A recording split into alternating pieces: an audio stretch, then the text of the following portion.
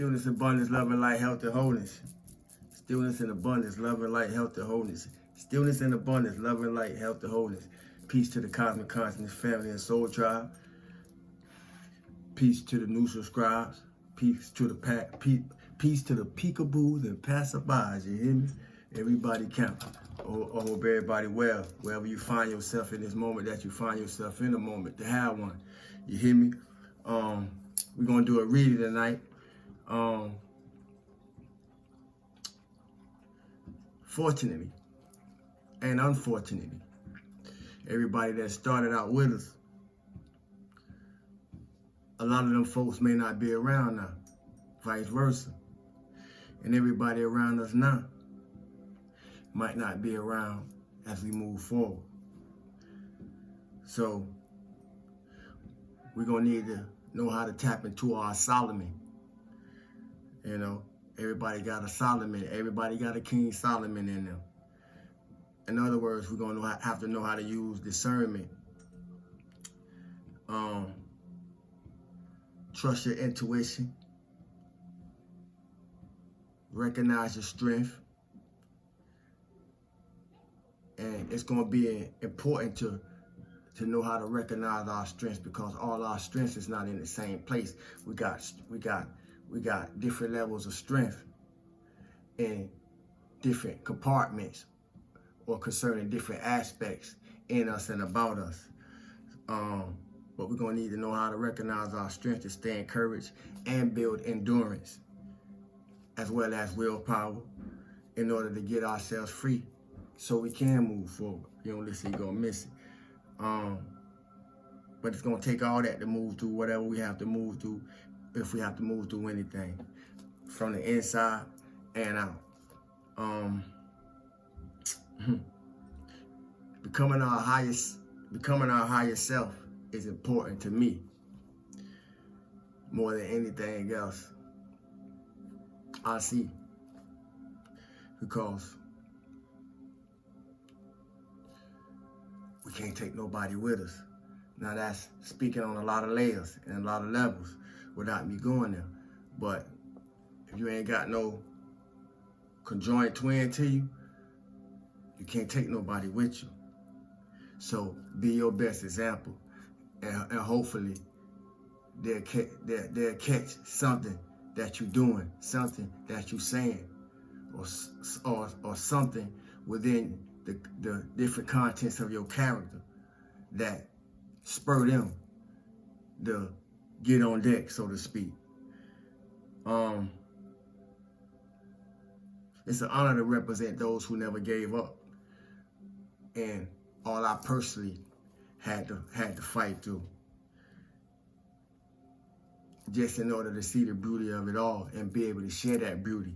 You know, I appreciate not only how far that I have come, I appreciate how far all of us have come. And I want us to take a moment to appreciate ourselves. You hear me?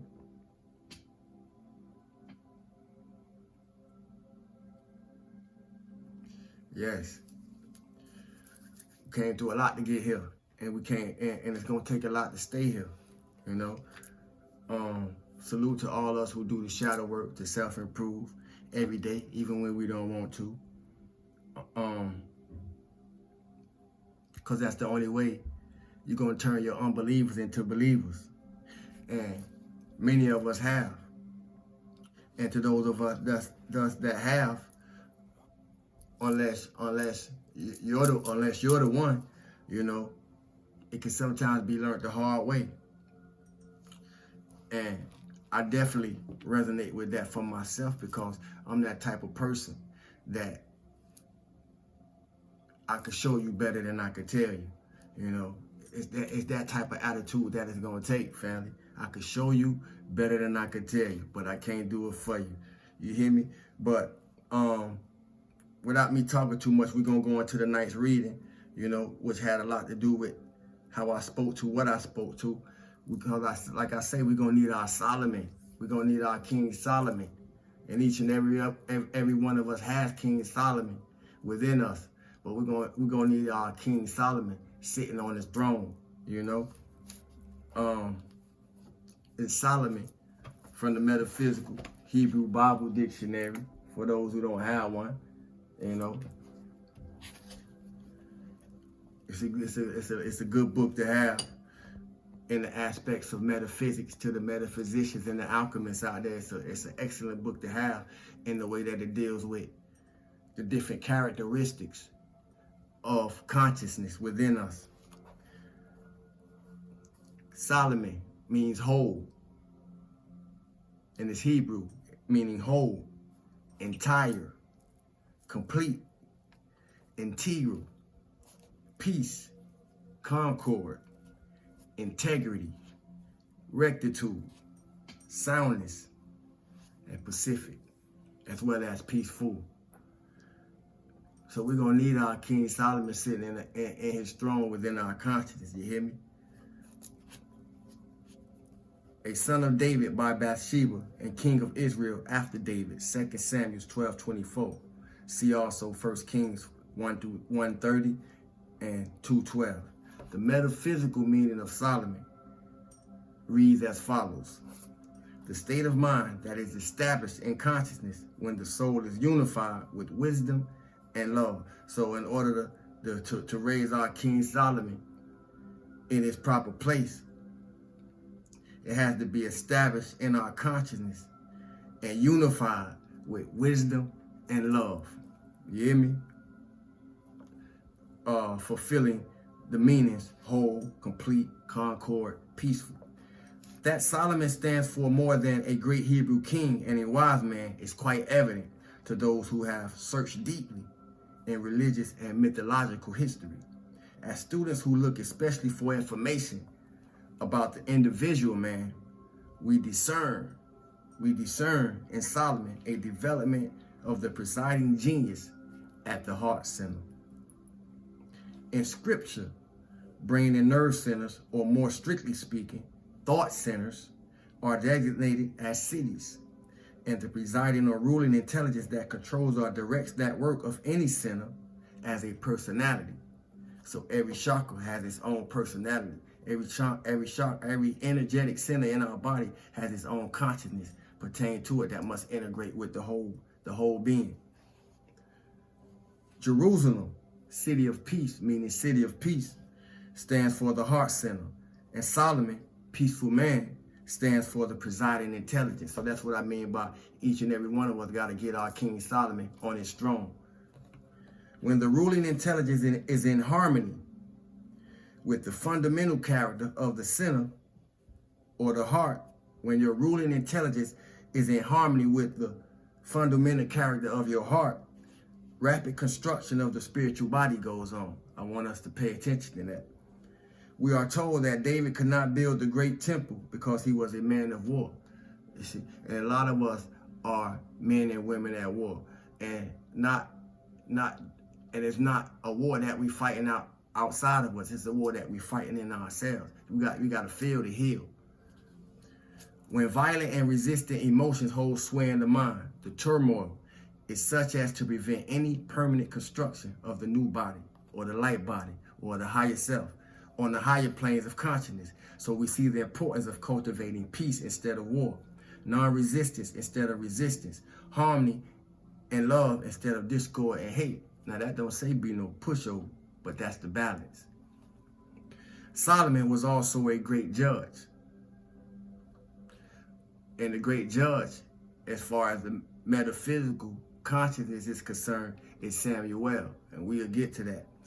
When asked by the Lord what he should give him, Solomon chose wisdom above riches and honor. Then all the other things were added. Solomon asked for wisdom above riches and honor. And in the wisdom, the riches and honor was added unto him. Because if you're a problem solver, everybody gonna be requesting you. You hear me? Solomon was given a rare intuition, and he used it freely in arriving at his judgment. He did not rest his investigations on visible facts, on tangible facts. You know, like the seeing is believing people. He did not rest his investigation on visible facts, but sought out the inner motives In the case of the two women, he claimed the same infant. In the case of the two women who claimed the same infant, they had a TV show called Two Men and a Baby. He commanded an attendant to bring a sword. Bring a sword and cut the child in two and give a portion to each mother. Of course, the real mother begged him not to do this, and he knew at once that she was the mother. You don't listen, you're going to miss it. The symbolic object of Solomon's assembling the head men of Israel in 1 Kings 8:1-11 is to construct under the guiding light of divine wisdom an imperishable body. All constructive processes must be under the guidance of divine wisdom, light body, mental body, emotional body, all the way up to this physical body, because the flesh was the last thing that appeared in making you. You hear me? The elders, or the heads of the tribes, and the princes, which represent the directive powers, represent the directive powers to which the various aggregations of thought in the subconscious look for instruction. For an interpretation of the inner meaning of the feast of the seventh month, see 1 Kings 8:2. The Ark of the Covenant is the sum. The Ark of the Covenant. They're looking for something that's within us. The Ark of the Covenant is the sum total of man's conscious understanding. The Ark of the Covenant is the sum total of man's inner and outer comprehension of truth, combined with faith, affirmations, and loyalty within and without to the principles of truth. This covenant was written on tablets of stone, showing that the spiritual laws expressed not only in mind, but in body also. Well, we are the tablets of stones that this was written in.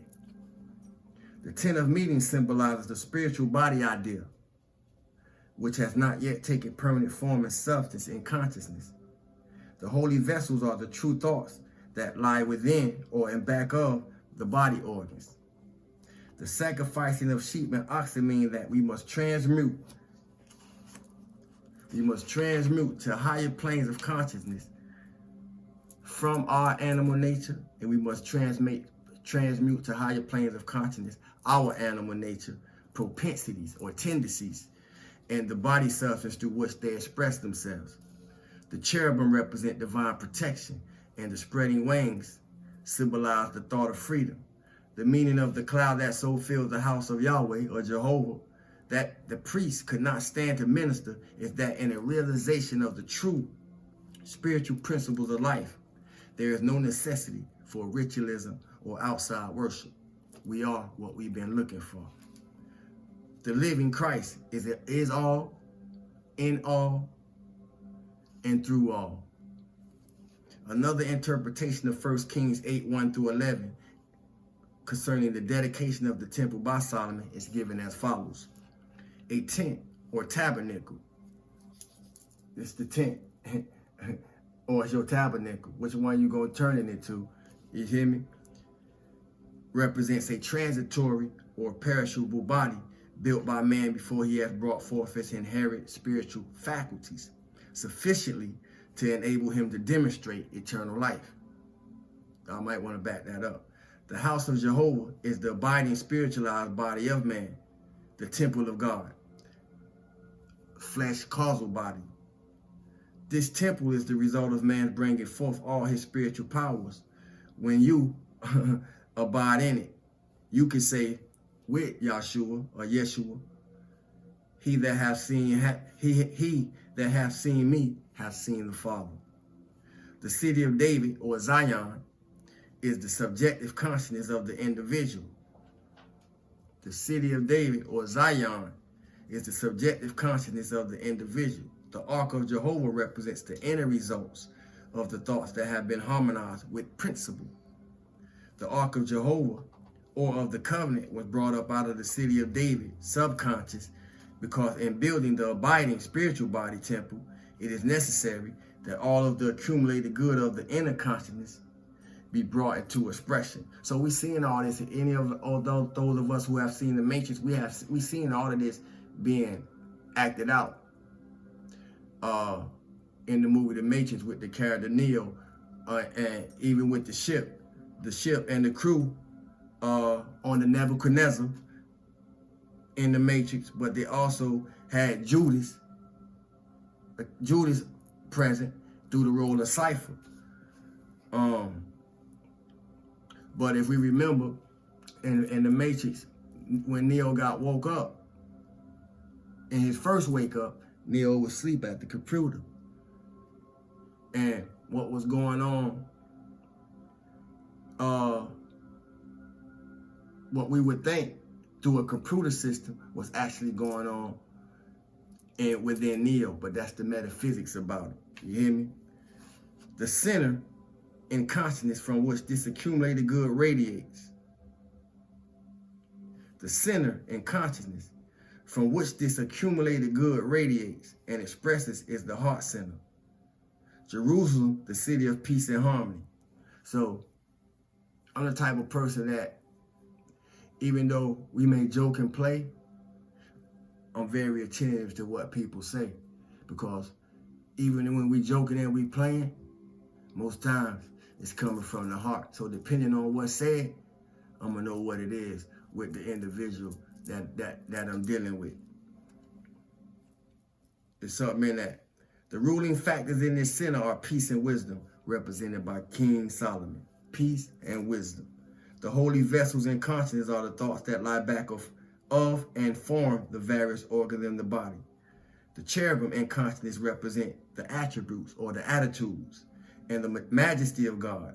Let me back that up. The cherubim in consciousness represent the attributes or attitudes and the majesty of God. They stand for the unfettered truths of being that must always be present in the Holy of Holies within us.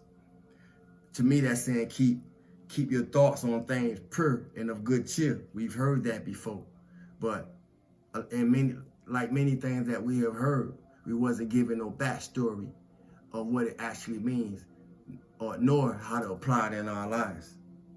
So I say that to say, discipline, family, discipline. And discipline take practice, no matter what we go through. The holy vessels in consciousness are the thoughts that lie back of and form the various organs of the body. The cherubim in consciousness represent the attitudes and attributes, the angels or your angles of thought, and the majesty of God as you perceive it. They stand for the unfettered truths of being that must always be present in the Holy of Holies within us. That completes today's reading, family.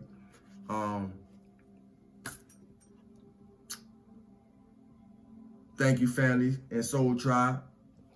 New subscribers, watch the video, place the proper emoji, which will be a smiley face tonight. As simple as that, to be submitted for the end of this month's raffle. I still gave y'all an opportunity to help me decide what we're going to raffle this month. And I said a shirt, hat, smudge kit, bracelet, necklace, copper cup, knitted scarves, a tonic, a herbal tonic, so forth and so on. But let me know. Like I said, I will keep making mention to it. I just haven't seen no feedbacks on it as of yet, as we proceed. And we will get it done. Other than that, peace to everybody. Stillness, abundance, love, and light, health, and wholeness. Once again, the emoji for this video is a smiley face. You hear me?